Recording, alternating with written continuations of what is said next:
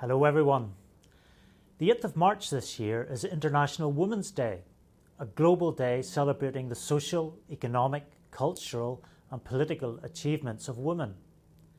The day also marks a call to action for accelerating women's equality. Accelerating action is the clarion call of the day. Many women have played an inspirational, pioneering and life-changing role throughout the history of Triangle. 9 women established Triangle Women's Housing Association in 1977 to initially build a refuge in Portrush for women suffering from domestic violence.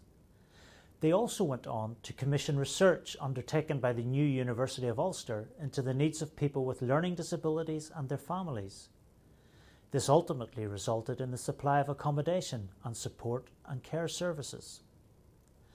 The model of accommodation and support provided challenged the existing emphasis on institutionalised approaches in this area. A wide range of other supported living projects emerged for the homeless, young people leaving care, and for those with mental health difficulties. I have been privileged to have known many of these women since I joined Triangle Women's Housing Association in 1991. They certainly were committed to and knew how to accelerate action in the area of gender equality.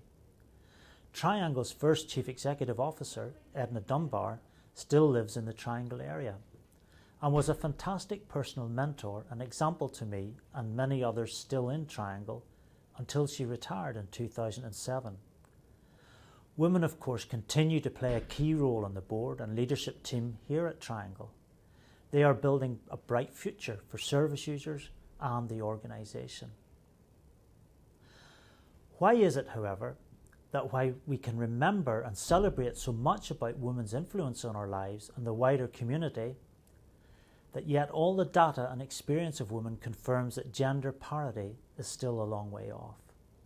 Indeed, if we progress at the current rate of travel, the World Economic Forum says it will take roughly 5 generations from now to reach parity.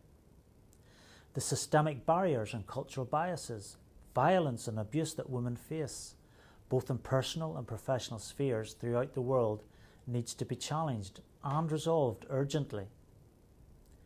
Here at Triangle, we must do our part. Our local news is full of stories recently of violence towards women. Our Safe Place advocates in Triangle can help signpost women suffering from such violence and abuse to receive help. Indeed, our work within the ONUS accredited programme is an important part of our engagement with justice and help for women. We are also committed to gender equality in pay, career development and leadership opportunities that are afforded to women, and in removing barriers to enable women to flourish, making Triangle a better place to work and more effective in the delivery of its critical services to the community we live in. In the meantime, it's important that we celebrate the many women in Triangle who contribute so much to our service users and the wider community. I want to thank you on behalf of the executive team and the board for all that you do